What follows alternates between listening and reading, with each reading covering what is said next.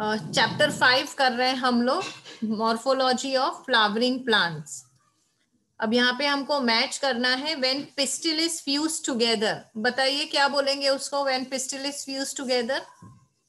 Pistillate. Syncarpous. क्या बोलेंगे? Syncarpous. Syncarpous बोलेंगे। फॉर्मेशन ऑफ गैमेट्स क्या होगा? Gametogenesis. Gametogenesis. Hyphae of higher ascomycetes क्या होगा? डाइकैरियन होगा वो, डाइकैरियोटिक। यूनिसेक्सुअल फीमेल फ्लावर कैसा हो जाएगा? पिस्टिलेट। या तो वो स्टेमिनेट होगा या तो वो पिस्टिलेट होगा। So what is the correct answer?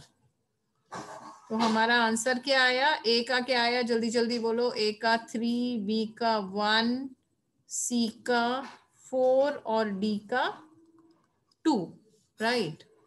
तो अब यहाँ पे ऑप्शंस कैसे दिए हुए हैं? तो ये आपका आ गया ABCD 3 1 4 2, that is answer is 4, है ना? ओके। अब नेक्स्ट क्वेश्चन यहाँ पे फ्लोरल फॉर्म्यूले का है। आपको देख के बताना है कि ये किसका फ्लोरल फॉर्म्यूले है। 12th स्टैंडर्ड मैंने आपको बोला था थोड़ा सा रिवाइज कर लेना, और 11th स्टैंडर्ड हमने अभी अभी फैमिलीज पढ़ी हैं। तो आप बताइए कि ये कौन सी फैमिली है। सबसे पहले तो सबसे पहले फ्लोरल फॉर्म्यूला मुझे रीड करना सिखाओ। चलो, इसका मतलब क्या होता है? What does this symbol mean? Bract. नहीं, ब्रैक्टिएट का तो BR होता है, तो ब्रैक्टिएट तो यहाँ पे है ही नहीं।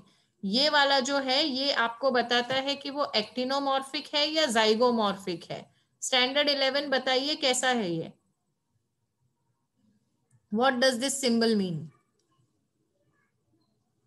एक्टिनोमॉर्फिक। करेक्ट। तो ये हो गया आपका एक्टिनोमॉर्फिक। और 12th वाले जिन्होंने नहीं पढ़ा है, ये वाला हो गया आपका जाइगोमॉर्फिक।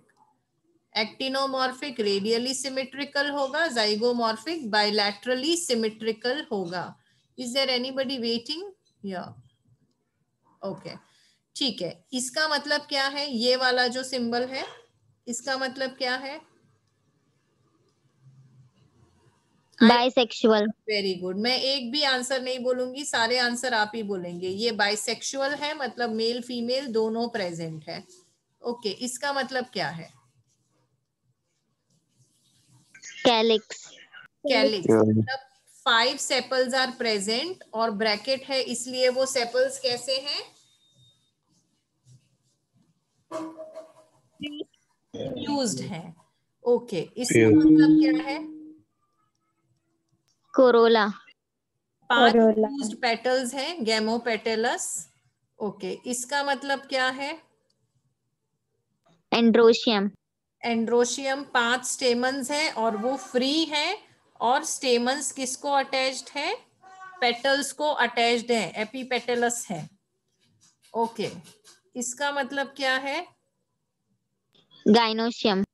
गाइनोशियम में बाइकार्पिलरी, ठीक है, सॉरी 2 पिस्टल्स हैं और वो भी जॉइंड हैं, सिनकार्पस है। और यहाँ पे डैश लगाया हुआ है, मतलब ये कैसी ओवरी है? सुपीरियर ओवरी है। अब बताइए, ये जो फ्लोरल फॉर्म्यूला है, आपने टेक्स्ट बुक में 3 ही फ्लोरल फॉर्म्यूला पढ़े हैं, लिलिएसी, सोलेनेसी, फेबेसी। ये किसका फ्लोरल फॉर्म्यूला है?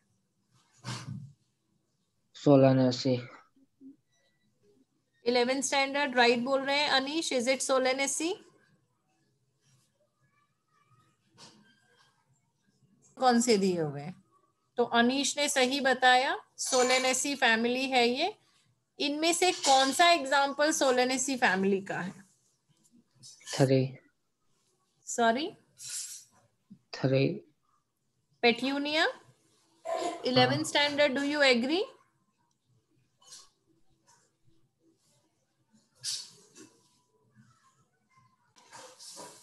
तो यहाँ पे जो पेट्यूनिया है वो सोलेनेसी फैमिली का मेंबर है, और ये जो फॉर्म्यूला दिया हुआ है ये भी सोलेनेसी फैमिली का है। और क्या क्या आ जाएगा सोलेनेसी फैमिली में? पोटैटो, जिसका scientific name Solanum tuberosum, brinjal जिसका साइंटिफिक नेम सोलेनम मेलेंजेना, और जिसका फ्लोरल फॉर्मूला आपकी टेक्स्ट बुक में दिया हुआ है सोलेनम निग्रम मकोई, और इसमें आ जाएगा फ्यूमिगेटरी प्रोडक्ट्स टोबैको। बाकी सारे एग्जाम्पल्स भी देख लेते हैं कहाँ कहाँ के हैं। तो Allium is Allium cepa, that is onion. Sesbania Fabaceae family का है, ये लिलिएसी फैमिली का है। और ब्रासिका ब्रासिकेसी फैमिली का है, दैट इज मस्टर्ड फैमिली। इसमें सारे आपके भाजी आ जाएंगी, गोभी, फूल गोभी और ये सरसों का साग, वो सब इसमें आ जाएगा। ठीक है, तो आंसर क्या होगा हमारा? आंसर हमारा होगा पेट्यूनिया, दैट इज 3। ये आंसर होना चाहिए हमारा। Okay, next. तो यहाँ पे पूछा हुआ है कील is the characteristic feature of flower of. कील एस्टिवेशन दिखाता है, वैक्सिलरी या तो पैपिलेनेशियस टाइप ऑफ एस्टिवेशन, जो कि फेबेसी फैमिली का कैरेक्टरिस्टिक है। क्या था वैक्सिलरी एस्टिवेशन? यहाँ पे 5 पेटल्स होंगी, सबसे बड़ी वाली standard, which will overlap 2 smaller petals, that is lateral, इनको विंग्स भी बोलेंगे, and which will overlap 2 smallest petals which are known as keel. तो ये फेबेसी फैमिली है, और फेबेसी फैमिली का एग्जाम्पल यहाँ पे है इंडिगो फेरा, which should be your answer. तो आपका आंसर होना चाहिए इंडिगो फेरा। साथ साथ में ये भी रिवाइज कर लेंगे, tulip and aloe belong to liliaceae family and tomato belongs to solanaceae family. So wheat grain एक मोनोकॉट सीड है, और उसके अंदर जो शील्ड शेप्ड कॉटिलेडन होगा उसको हम बोलेंगे स्क्यूटेलम। तो इसका आंसर आना चाहिए स्क्यूटेलम। अच्छा, बाकी की चीजें क्या है? कॉलियोराइजा रेडिकल को एनक्लोज करेगा, कॉलियोप्टाइल प्लूम्यूल को एनक्लोज करेगा। एपीब्लास्ट एनिमल से रिलेटेड टर्म है, primitive ectoderm, blast blastomere. So the answer is scutellum. Okay, next question.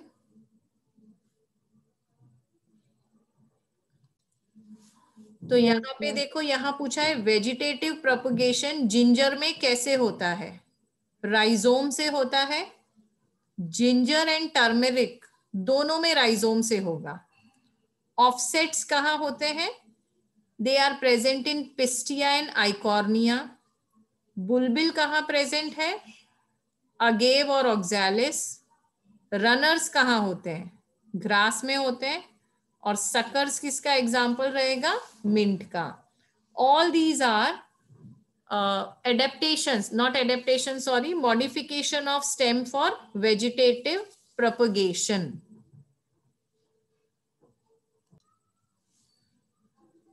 So pneumatophores होते हैं नेगेटिवली जियोट्रॉपिक रूट्स, जो सॉइल से ऐसे ऊपर उठ के आ जाते हैं। क्यों उठ के आ जाते हैं ऊपर? गैशियस एक्सचेंज के लिए, क्योंकि जो सॉइल है वो इतना ज्यादा सलाइन है कि अंदर ऑक्सीजन कम पड़ रहा है रूट को। तो हेलोफाइट्स जो सलाइन सॉइल में उगते हैं, उनमें ये न्यूमेटोफोर्स होते हैं। एंड ये जो न्यूमेटोफोर्स हैं उसके एग्जाम्पल्स क्या हो जाएंगे? राइजोफोरा, एविसीनिया, सोनेरेशिया। अब बाकी की जो चीजें हैं वो क्या है? मीजोफाइट्स, जिनको ना ज्यादा पानी चाहिए ना कम, जिसको बहुत कम पानी चाहिए, स्कैर्सिटी ऑफ वाटर में उगते हैं, वो है जीरोफाइट्स। और जिसको बहुत सारा पानी चाहिए, they are surrounded by water, sometimes submerged in water, वो हो जाएंगे hydrophytes. Psammophytes which grow in wind blown soil, generally deserts में ही होंगे, सैंड ड्यून्स के अंदर उगेंगे, जिसमें उनकी पूरी body remains covered with sand. Vivipary का मतलब है सीड जर्मिनेट होना शुरू हो जाएगा before it has detach from the plant. तो जब पेरेंट के ऊपर ही सीड जर्मिनेट कर रहा है तो उसको हम बोलेंगे vivipary in context of plants. In context of animals उसका मीनिंग अलग होता है। सो रूट हेयर कहाँ से डेवलप होगा? जोन ऑफ मैच्यूरेशन में से डेवलप होगा। यूनिसेल्यूलर थ्रेड लाइक स्ट्रक्चर्स होते हैं जो कि सरफेस एरिया बढ़ाते हैं ताकि absorption of water and minerals जल्दी जल्दी हो सके। उसके अलावा एक होता है रीजियन ऑफ इलोंगेशन, जहां पे cells they undergo rapid enlargement. दूसरा होता है रूट कैप, जो सबसे नीचे है। रूट कैप का काम रहेगा protecting apex of the root and making way through the soil.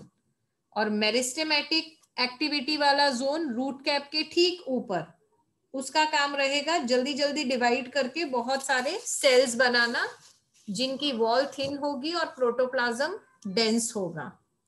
Okay, सो इसका आंसर हो गया जोन ऑफ मैच्यूरेशन। अरे ये तो गलत हो गया हमारा।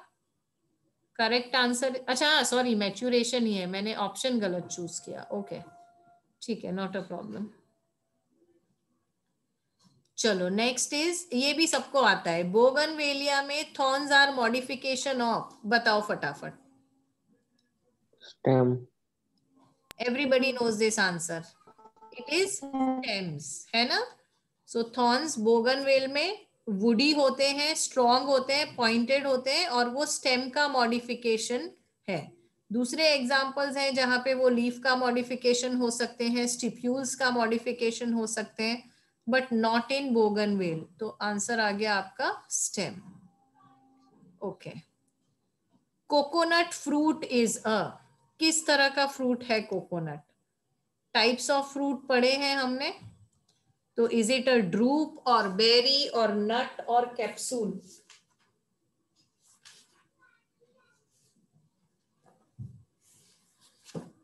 चलिए बताइए। ड्रूप। Drupe, okay.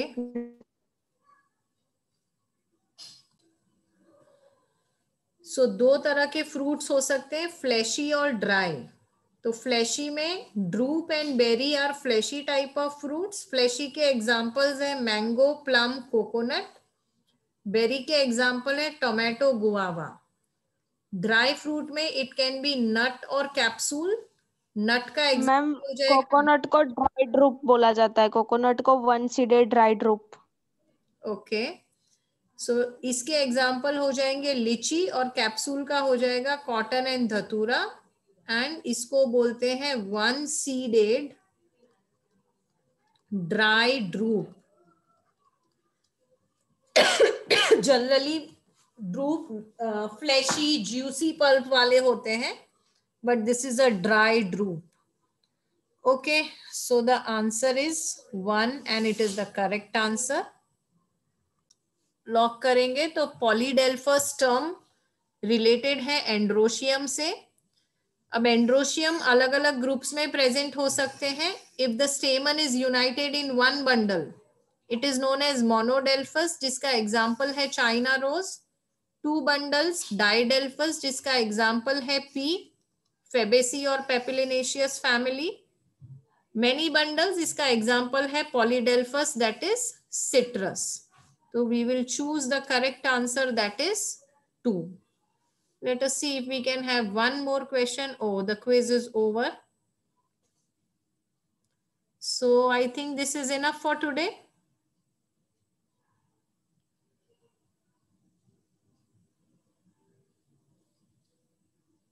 Okay.